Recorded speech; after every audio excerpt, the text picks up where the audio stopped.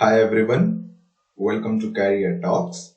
In this video, we will analyze the PIV of 28th December 2020. If you want the PDF of this video, you can get it from our description box.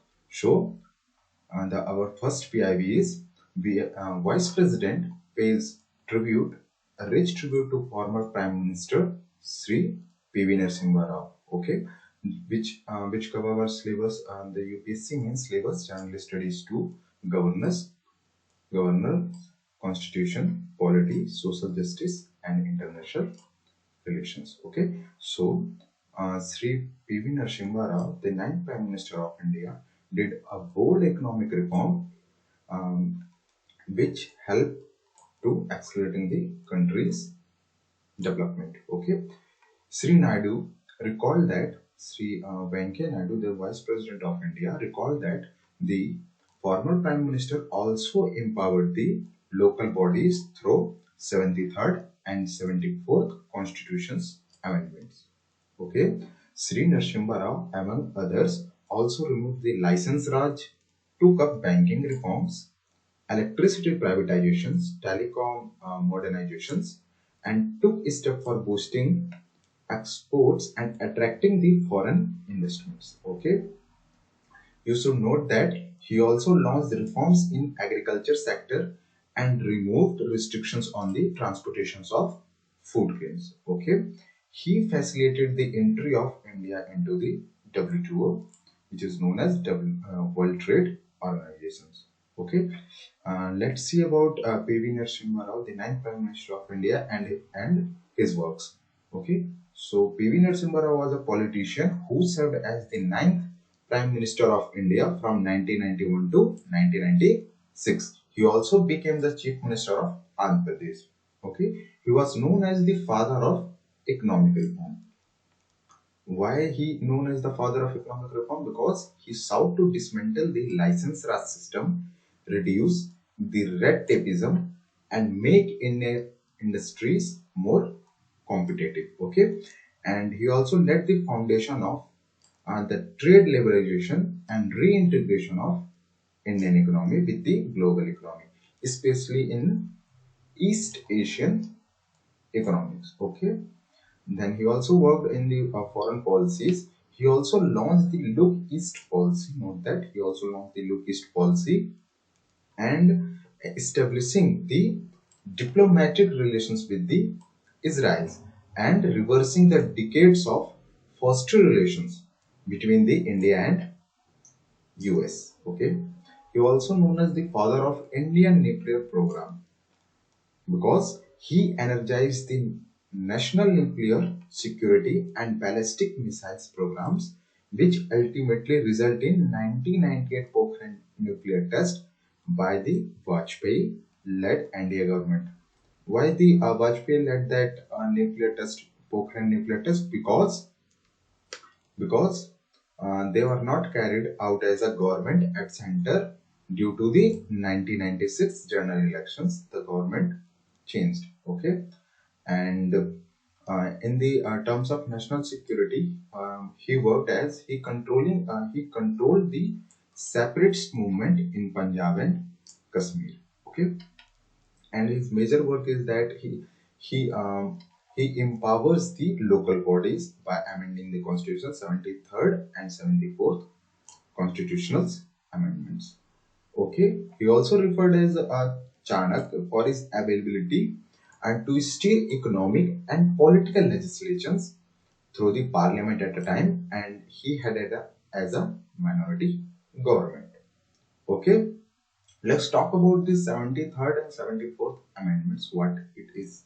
Okay, so 73rd and 74th constitutional amendment was passed by the parliament in December 1992, and these amendments local self-governance was introduced in rural and urban India. Okay, the act came into force as a constitution on 73rd Amendment Act 1992 on April 1993, and the Constitution 74th Amendment Act 1992 came on effect on 1 June 1993. Okay, These amendment added two new parts to the constitutions, namely 73 amendment added in part 9 titled as Panchayat, and the 74th amendment added part in 9A titled as municipalities. Okay, the local bodies Panchayat and municipalities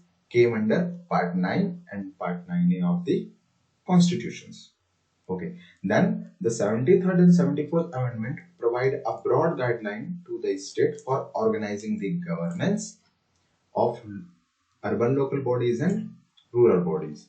He ensure a rural elections. It ensures a rural elections, devolution of finance, authority to collect taxes, and some regular functions to such as local bodies. Okay, and these are the steps towards realizing the Mahatma Gandhi dreams of Gram Swaraj. Okay, so this is the first PIV, and the next PIV is PM to inaugurate the new Bhapur and Khurja section and the Operation Control Center of East Dedicated Freight Corridor. Okay, and this PIV cover were UPSC prelims and main syllabus of economic development. Okay, so the Prime Minister of our India, Sri Narendra Modi, will inaugurate the new Bhopur and new Khurja junction of EDFC. Okay, what is EDFC? It is Eastern Dedicated Freight Corridor. The 51-kilometer new Bhopur and new Khurja section of EDFC is situated in the Uttar Pradesh. Okay, and this section will open new vistas of opportunity for the local industries such as aluminium industry, dairy sector, textile productions and printing, glassware industries, pottery products, and hemp production and locks and hardware. Okay, and this section and the EDFC will elongate and decongest the existing Kanpur Delhi main line, and it will enable the Indian Railway to run faster trains. Okay, and in which command it will going on a state of the art operation control center at Prayagraj will act as a command the center for the entire route length of EDFC. Okay, and the building is environmentally friendly with the green building a rating of GRIHA 4 and is built as per the norms of Sugam Bharat Abhiyan. Okay, so what is EDFC? Okay, so EDFC is 1856 route kilometer start from the Sahnewal near Ludhiana, Punjab, and will passes through the state of Punjab, Haryana, Uttar Pradesh, then Bihar, then Jharkhand, and terminate at Dhankuni, which is in West Bengal. Okay, and it is being constructed by the Dedicated Freight Corridor Corporation of India Limited, DFCCIL, and that has been set up as a special purpose vehicle to build and operate a dedicated freight corridor. DFCCIL is also constructing the Western Dedicated Freight Corridor, that is 1504 route kilometer, that connects Dadri in Uttar Pradesh to GNPT Jawaharlal Nehru Port Trust which is in Mumbai, and will transfer through the state of UP, Haryana, Rajasthan, Punjab and Maharashtra. Let's see through the map. Okay, so the red one is the Eastern Corridor and the blue one is the Western Corridor. So Eastern Corridor, which start from the Ludhiana and ends up to Dhankuni, which is in West Bengal.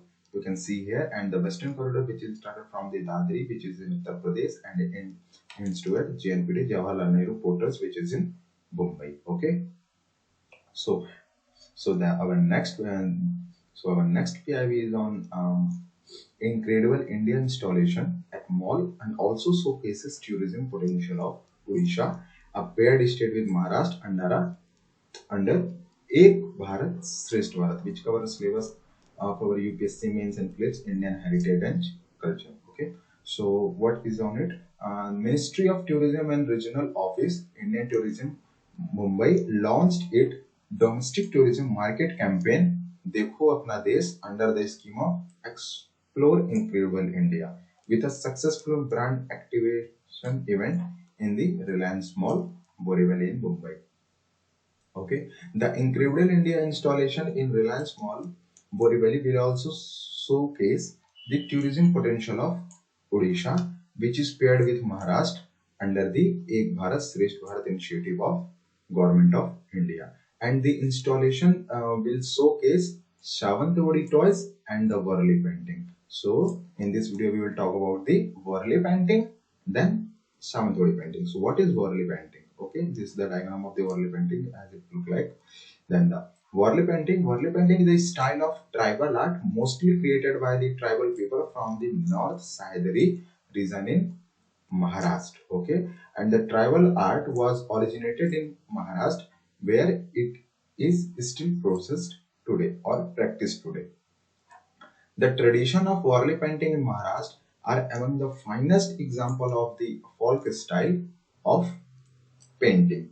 Jivya Shoma Mashe, okay, the artist had played a great role in making the Varli painting more popular, and he has been honored with Padam Shri, okay, the award in 2011. Okay, the Varli tribe is one of the largest in India and located outside of the Mumbai. Okay, what is the unique feature of the Varli painting? The Varli painting is centered on the concept of Mother Nature, as you look on this picture. Okay, the Varli painting is centered on the concept of Mother Nature, and the element of nature are often focal point depicted in the Varli painting. Okay, a very basic graphic vocabulary like circle, a triangle, a square are used in these wall paintings, which are monosyllabic in nature. Okay, so and another which talked in the department, which talked by the PIV, that is Savantwadi toys. Okay, what it is? So Savantwadi toys refer to a handmade work of art made up of wood in Savantwadi, a town in the Sindhudurg district of Maharashtra, which is an Indian state. Savantwadi is considered to be India's largest market of wooden models of fruits and wooden toys, and most of these toys are made in the village of Kolagaon in Savantwadi Taluka, and these toys are made of from the wood of Indian coral tree, which is known as Artithania variegata. Okay, craftsmen who make these toys belong to the Chitari community and who came to Savantwadi from Karwar and Goa. Okay, it is reported that the maker of these toys faces the challenge of competition from mass produce of Chinese cheap product. Okay, so this is the important PIV that published on the 28th December, and if you want the PDF of this video, you can get it from the description box. If you like our video, then subscribe our channel to get the daily PIV analysis. Okay, thank you.